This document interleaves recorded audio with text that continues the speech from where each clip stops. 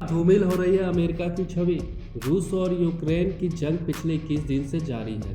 पिछले कुछ सालों में दुनिया भर में कई युद्ध हुए, लेकिन तीसरे विश्व युद्ध का खतरा आज से पहले इतना ज़्यादा कभी नहीं था। अमेरिका और नाटो देशों की धमकियों, चेतावनियों और प्रतिबंधों के सामने पुतिन हथियार डालने को तैयार नहीं है। रूस कभी नाटो देशों के आसमान में ड्रोन से जासूसी कर रहा है तो कभी पोलैंड के करीब मिसाइलों की बारिश कर रहा है। सवाल ये है कि पुतिन ये सब क्यों कर रहे हैं? क्या वो नाटो को डराना चाहते हैं या फिर वो नाटो के सब्र का इम्तिहान ले रहे हैं? सबसे बड़ा सवाल तो ये है कि मौजूदा हालात में नाटो देश इस जंग से कब तक खुद को दूर रख पाएंगे। रूस की मिसाइलें नाटो देशों के दरवाजों पर फट रही है। यावोरिव पर हमला कर पुतिन ने बता दिया है कि वे यूक्रेन पर शिकंजा कसने के लिए कुछ भी कर सकते हैं, भले ही इसके लिए उन्हें नाटो के दरवाजे पर ही क्यों न मिसाइल गिरानी पड़े।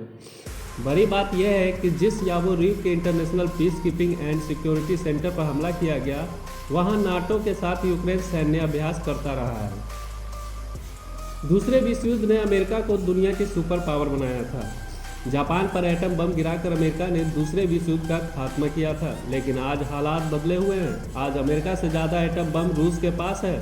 इसलिए दुनिया जानना चाहती है कि अगर पुतिन की मनमानी जारी रही तो फिर रूस को रोकेगा कौन। इस सवाल पर नजरें अमेरिका के पर टिक जाती हैं, जिसके पास दुनिया की सबसे शक्तिशाली सेना है, आधुनिक और खतरनाक हथियार हैं। वो सब कुछ है जो उसे दुनिया की सुपर पावर बनाता है। लेकिन सवाल यह है कि क्या अमेरिका दोबारा ऐसा करेगा?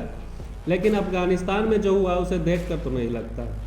तालिबान के आने से पहले ही जिस तरह से अमेरिका ने बोरिया बिस्तर समेटा, उससे न सिर्फ सुपर पावर वाली उसकी छवि को धूमिल किया, बल्कि पुतिन का हौसला भी बढ़ाया। पोलैंड जैसे नाटो देश जहां लगातार यूक्रेन की मदद करने की पहल कर रहे हैं, तो बाइडेन उसे ऐसा करने से रोक रहे हैं। ट्रंप खुलकर कह रहे हैं कि अगर वो सत्ता में होते तो पुतिन यूक्रेन पर हमला करने से पहले 100 बार सोचते।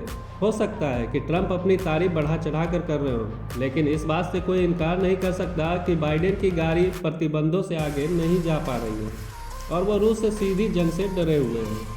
जो बाइडेन रूस ही नहीं, चीन की भी कंट्रोल करने में नाकाम रहे हैं। कई जानकारों का मानना है कि उनकी गलत नीतियों की वजह से ही रूस और चीन पहले के मुकाबले कहीं ज़्यादा करीब आ गए हैं, जो मिलकर इस सारे विवाद के लिए अमेरिका को ही दोष दे रहे हैं। दुनिया में अमेरिका के लिए मानो कई फ्रंट एक साथ खुल गए हैं। चीन साउथ चाइना सी में आंखें दिखा रहा है, तो पुतिन ने यूक्रेन पर हमला करके यूरोप में अमेरिका के लिए चुनौती पैदा कर दी है।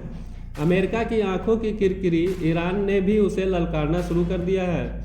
ईरान ने इराक में अमेरिकी दूतावास के ऊपर बैलिस्टिक मिसाइलों से हमला करके जो बाइडेन की मुश्किल बढ़ा दी है।